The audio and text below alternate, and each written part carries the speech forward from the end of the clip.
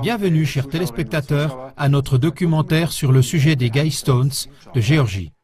Voici les détails. Dans le comté de l'État américain de Géorgie se trouve un monument de granit gigantesque avec d'étranges messages codés. Ce monument fait environ 7 mètres de haut, avec un poids total légendaire de presque 120 000 kilos. Les détails les plus étonnants de ce monument ne sont pas ses dimensions, mais les messages taillés au ciseau dans le granit. 10 règles pour une époque de la raison. Ces directives parlent d'un nouvel ordre mondial qui inclut entre autres une énorme réduction de la population mondiale, un seul gouvernement mondial et la justification d'une nouvelle forme de spiritualité. Les auteurs de ces règles ont gardé un strict anonymat et jusqu'à maintenant, le public ne sait pas qui a construit ces pierres. Cependant, ce mystérieux groupe a laissé un texte, à peine discuté jusqu'à présent, expliquant les raisons qui se cachent derrière les nouvelles règles. Avec cette nouvelle information, l'objectif derrière les Guy Stones est devenu très clair, laissant peu de place aux hypothèses. Les Guy Stones décrivent un monde futur tel qu'il est envisagé par les sociétés secrètes occultes. Le monument est donc la preuve d'un lien existant entre les sociétés secrètes qui font débat, l'élite mondiale autoproclamée et la pression pour un nouvel ordre mondial. Alors que les auteurs de ce monument de 120 tonnes sont toujours inconnus, c'est à vrai dire impensable quand on pense aux règlements stricts de construction qui sont en vigueur un peu partout. Ceux qui ont le privilège de se compter parmi les initiés connaissent d'autant plus les arrière-plans et ils préfèrent rester dans l'ombre de l'anonymat. Cette émission est consacrée particulièrement à ces 5 commandements qui représentent le piège et le principal point mortel. Les Guy Stones, qui se trouvent dans l'État américain de Géorgie, sont un monument mystérieux en granit sur lequel sont gravés 10 nouveaux commandements. Le premier commandement exige de maintenir la population mondiale à 500 millions d'individus. Cette exigence s'associe à la publication d'un nouvel ordre mondial tout-puissant et on en vient à la conclusion que les Guy Stones sont l'œuvre d'une société secrète occulte. Voici 5 des 10 commandements. Maintenir l'humanité en dessous de 500 millions d'individus en perpétuel équilibre avec la nature. Guider la reproduction intelligemment en améliorant la forme physique et la diversité. Unir l'humanité avec une nouvelle langue mondiale. Laisser toutes les nations régler leurs problèmes internes elles-mêmes. Par contre, les problèmes externes doivent aller devant un tribunal mondial. Ne soyez pas un cancer sur la Terre, laissez place à la nature. Comme vous pouvez le voir, les lignes directrices appellent à une réduction drastique de la population mondiale, à l'adoption d'une nouvelle langue mondiale, à la création d'un tribunal international et font de vagues allusions à l'eugénisme. En d'autres termes, un plan pour un nouvel ordre mondial. La dépopulation, la planification familiale et l'eugénisme. Le premier commandement est particulièrement choquant car il stipule essentiellement que 13 personnes sur 14 sur cette terre ne devraient pas exister. Cette exigence signifie que l'ensemble de la population devrait disparaître, excepté un petit reste qui correspond à peu près à la population de l'Amérique du Nord ou à la moitié de la population de l'Afrique. Si on considère que la population mondiale actuelle est d'environ 7 milliards, alors les bâtisseurs secrets considèrent que 92,5% des individus vivants actuellement sont totalement superflus. À leurs yeux, plus de 92% d'entre nous n'ont plus de droit d'existence à l'heure actuelle.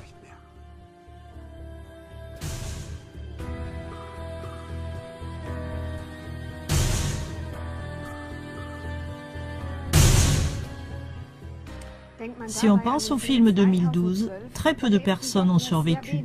Curieusement, seulement les hommes les plus riches de la Terre. S'agit-il ici d'un programme d'avenir? Le dernier commandement des Guy Stones, ne soyez pas un cancer sur la Terre, laissez place à la nature, est particulièrement inquiétant.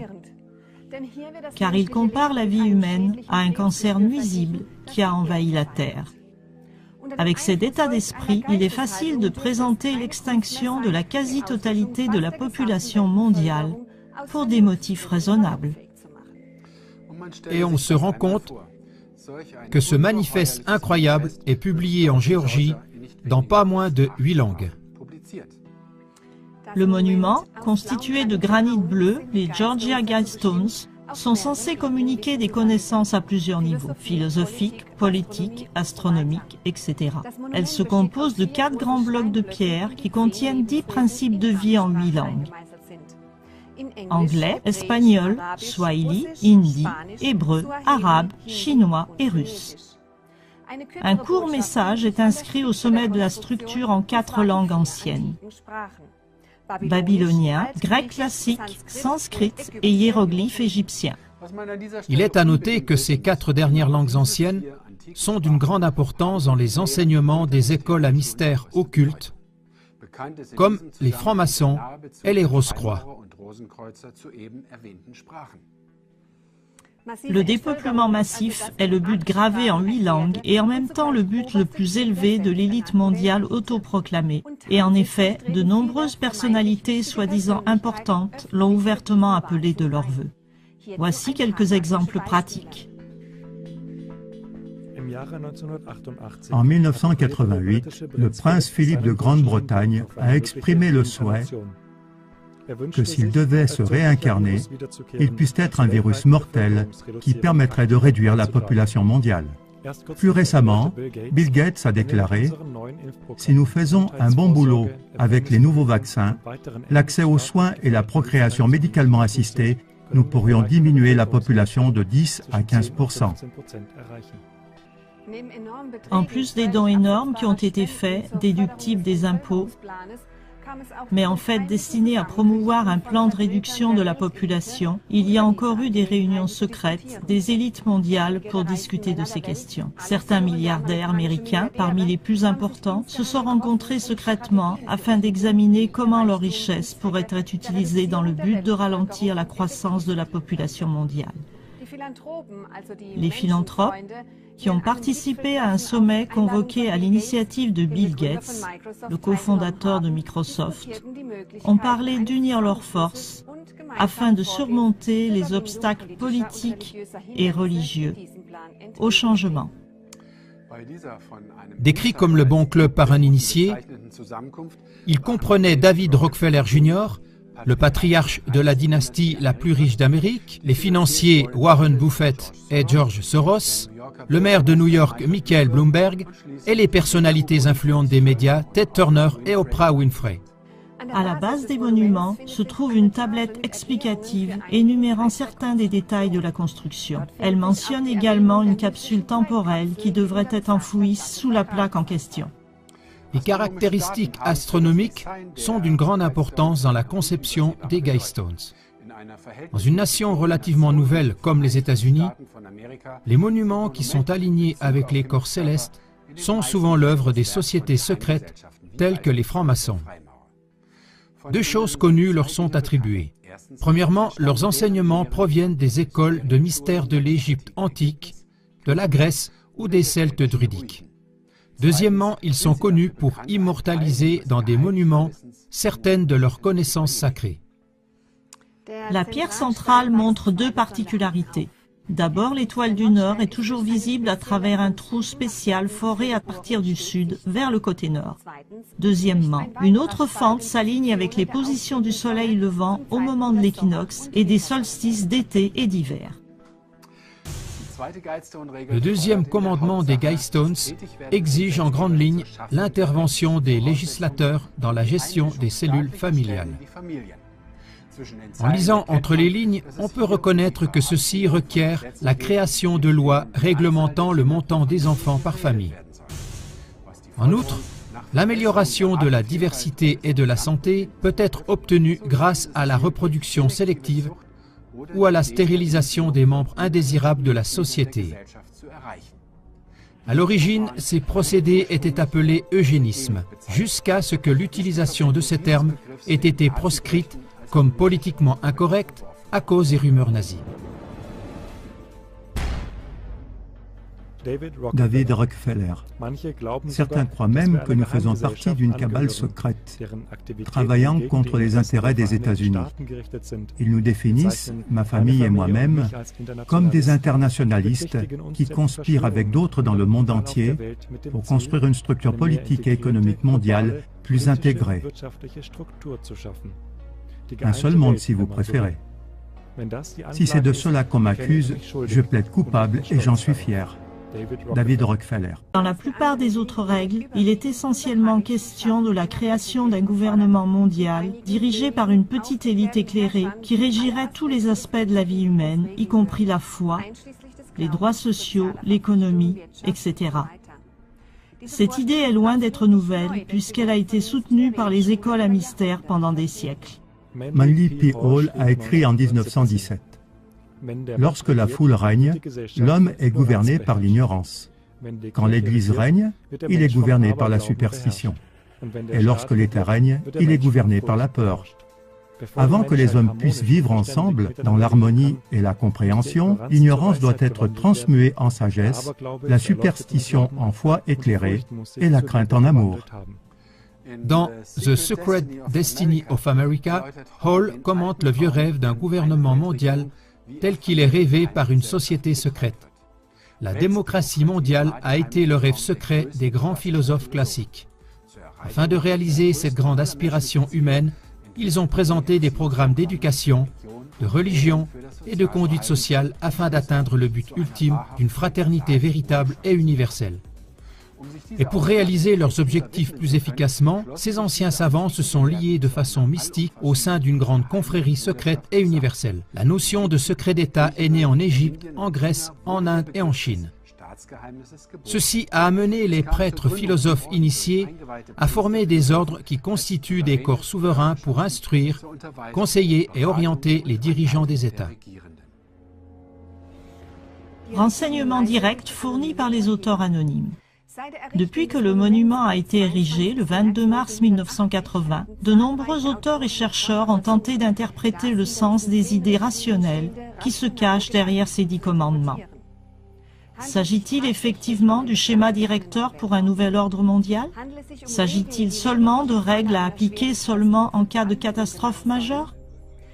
Le meilleur moyen pour obtenir une réponse précise à toutes ces questions, c'est encore de demander aux auteurs eux-mêmes. Toutefois, étant donné qu'ils ont choisi de rester anonymes, il n'est pas possible de le faire. Ils ont cependant laissé une importante déclaration qui semble avoir été négligée par presque tous les chercheurs qui se sont efforcés de trouver la solution de ce mystère des Guidestones. Ce texte étonnant, qui décrit leur motivation dans les moindres détails, ne peut être trouvé que dans The Georgia Guidestones Guidebook, une brochure produite par la Granite Company qui a construit le monument. Dès le début, il semble évident que les auteurs du monument ont comme but la création d'un nouvel ordre mondial. Il ne s'agit nullement d'une théorie du complot ou d'une hypothèse. Cette revendication est clairement formulée et fixée par écrit dans le catalogue, cité plus haut. Donc voici directement de la plume des auteurs secrets l'explication des 10 commandements des Guidestones. Il est très probable que l'humanité possède aujourd'hui les connaissances nécessaires pour établir un gouvernement mondial efficace. D'une certaine manière, cette connaissance doit être largement répandue dans la conscience de l'humanité tout entière. Très vite, les cœurs de notre famille humaine doivent être touchés afin de pouvoir accueillir volontiers une domination globale de la raison. La première étape sera de convaincre un monde sceptique qu'une telle société est désormais possible. Nous, les sponsors des Georgia Guidestones, sommes un petit groupe d'Américains qui souhaitent attirer l'attention sur les problèmes centraux du dilemme actuel de l'humanité. Nous avons choisi de rester anonymes afin d'éviter le débat et la controverse qui pourraient être aptes à affadir notre message. En 1980, alors que ces pierres étaient érigées, le problème mondial le plus urgent était la nécessité de contrôler la population humaine. Durant les derniers siècles, la technologie et les carburants abondants ont rendu possible la multiplication de l'humanité au-delà de ce qui est raisonnable ou souhaitable à long terme. Aujourd'hui, nous pouvons prévoir l'épuisement imminent de ces sources d'énergie et l'épuisement des réserves mondiales de nombreuses matières premières essentielles. En Russie, de nombreux petits jardiniers nous prouvent qu'il s'agit là d'une doctrine erronée dramatique. On pourrait nourrir le monde entier avec des petits jardins. Avec environ 35 millions de jardins dans les propriétés familiales appelées des datchas, la Russie démontre comment on peut nourrir sans problème un pays entier. Ainsi, en 1999, 71% de la population a produit près de la moitié du lait consommé dans le pays, 60% de la viande, 77% des légumes, 87% des fruits et 92% des pommes de terre, le tout écologique et durable. Dans l'ensemble, les familles russes produisent pratiquement toutes les denrées alimentaires dont elles ont besoin.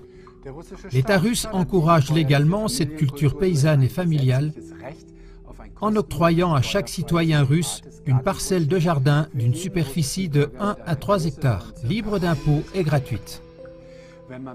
Lorsque l'on pense qu'aux USA, rien que la superficie de gazon est le double des jardins de Russie, il est clair que pour la question de nourrir le monde, cette propagande est un mensonge délibéré. Par exemple, on n'a pas besoin de semences génétiquement modifiées, ni d'agriculture industrielle pour que chacun ait assez à manger. Derrière tous ces propagandistes se cachent seulement des grosses fortunes intéressées ou calculatrices. Lorsque l'on pense que la période de végétation en Russie n'est que de moitié par rapport aux États-Unis, cela fait d'autant plus réfléchir. Cela ne mériterait-il pas d'être imité par tous les pays ? Et voici d'autres explications des auteurs secrets et anonymes. Maîtriser notre reproduction est urgent. Ceci exigera des changements importants dans nos attitudes et nos coutumes. Malheureusement, l'inertie des coutumes de l'homme peut être extrême. Cela est particulièrement vrai lorsque ceux pour qui la coutume est une force dominante ne sont pas informés de la nécessité du changement. Presque tous les pays sont maintenant surpeuplés en termes d'un perpétuel équilibre avec la nature. Nous sommes comme une flotte de canots de sauvetage surpeuplés, confrontés à une tempête qui approche. Partout dans le monde, les ressources disponibles sont exploitées sans égard, et ainsi il ne sera plus possible à la longue de garantir la prospérité actuelle de la population mondiale. Nous détruisons nos terres agricoles et nous sommes devenus dangereusement dépendants des approvisionnements extérieurs en pétrole, minerais et autres ressources non renouvelables. Des nations comme le Japon, les Pays-Bas et Haïti sont encore plus gravement surpeuplées et par conséquent en plus grand danger. Dans ces circonstances, la reproduction n'est plus exclusivement une affaire personnelle. La société doit avoir son mot à dire et un certain pouvoir de direction dans la régulation de cette fonction vitale. Les souhaits légitimes des couples sont certes importants, mais ils ne sont pas le seul critère. Les intérêts de la société actuelle et le bien-être des générations futures doivent être pris en considération de façon accrue, à mesure que nous développons des mécanismes visant à contrôler notre procréation de façon rationnelle. Par le biais d'une pression légale et sociale, il faut veiller à ce qu'il n'y ait plus un grand nombre d'enfants par famille, ce qui est irresponsable. Les couples qui n'ont pas de revenus suffisants pour nourrir une famille ne doivent pas avoir d'enfants. Ils deviendraient une charge pour les autres. Amener des enfants inutiles dans un canot de sauvetage surpeuplé est scandaleux. C'est injuste pour ces enfants. C'est nocif pour les autres occupants et tous les êtres vivants. La société ne doit pas encourager un tel comportement. Aujourd'hui, nous disposons de connaissances et de techniques de régulation de la reproduction humaine. Les autorités politiques à travers le monde ont une grave responsabilité de rendre ces connaissances et ces techniques largement disponibles. Ce but pourrait être atteint avec une partie des fonds que le monde consacre aujourd'hui à des fins militaires. Une population mondiale diversifiée et prospère en perpétuel équilibre avec les ressources mondiales sera la pierre angulaire d'un ordre mondial rationnel. Les gens de bonne volonté dans toutes les nations doivent travailler à établir cet équilibre. Après l'achèvement de l'ensemble central des Georgia Guidestones, notre petit groupe de parrainage a été dissous. Nous laissons le monument à la garde de la population d'Elbert County, Géorgie. Est-ce qu'un tel groupe, aux instincts idéalistes, se serait réellement dissous? Qui sont les auteurs? Pour les Guidestones de Géorgie, il s'agit d'un manifeste de francs-maçons, de Rosicruciens, qui exige ou annonce pour le monde des mesures de transformation drastiques. Ce monument a une grande signification si on veut comprendre les forces par lesquelles notre monde d'aujourd'hui et de demain s'est formé en secret. Ici se manifeste gravé dans la pierre la relation décisive entre les sociétés secrètes, l'élite mondiale et leur plan commun pour un nouvel ordre mondial. Cette insistance pour un nouvel ordre mondial, l'exigence de contrôler les naissances et les questions concernant l'écologie sont des sujets qui, en raison des événements et des développements actuels, sont discutés pratiquement tous les jours. Quand les Guidestones de Géorgie ont été édifiés en 1980, ces sujets-là ne faisaient pas encore partie des nouvelles du jour. On peut alors constater qu'à cet égard, de grands progrès ont été réalisés. Beaucoup de règles gravées sur les Guidestones concernant la conservation du fonctionnement de la Terre sont à long terme absolument raisonnables. Il y a tout un monde de différences entre les paroles idéalistes des auteurs des Guidestones et la manière dont ces règles sont appliquées sur les masses par des politiciens avides de pouvoir et de richesse. En lisant entre les lignes, on voit que la mise en pratique exige des masses la perte de nombreuses libertés personnelles et une soumission à un contrôle gouvernemental dictatorial dans de nombreux domaines de la vie, sans parler de l'élimination de 92,5% de la population. Cependant, on peut être certain que cette élite autoproclamée ne fait certainement pas partie de ce pourcentage à éliminer. Pour qu'une telle exigence sur un monument de 120 000 kilos ait pu rester anonyme et échapper aux autorités et au gouvernement, cela prouve que les plus hautes sphères du gouvernement sont activement impliquées. Aussi se pose la question de savoir si le concept d'une démocratie par et pour le peuple n'est qu'une illusion, une solution passagère jusqu'à ce que soit établi le nouvel ordre mondial. Pourquoi dans cette affaire ne va-t-on pas de façon démocratique vers les peuples du monde ? Il est à supposer que pour l'élite, il est plus simple de s'assurer le consentement des peuples par des mesures de manipulation moyennant le contrôle des médias de masse. Et dans ce cas, une fois de plus, l'exception confirme la règle. Chers téléspectateurs, si les peuples ne se lèvent pas maintenant, alors cette réduction massive de la population mondiale va être réalisée. Ne restez pas passifs, distribuez ce film autour de vous. Au revoir. Klagmoar TV. Ce ne sont pas des citoyens transparents dont nous avons besoin, mais des médias, des politiques et des barons financiers transparents.